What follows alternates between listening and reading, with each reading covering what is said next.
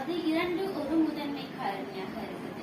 அதனால தான் நாம 8 2ஆல வகுக்கலாம். சரி, 2ஆல தான பிரித்தல் வகுக்கும் போது 8 4 4 2ஆல வகுக்கலாம். அதே திருப்பியும் 4 2ஆல வகுத்து 3 சரி 2ஐ பெறலாம். 2ஐ 2ஆல வகுக்கலாம். 2 2ஆல வகுத்தால் கடைசியில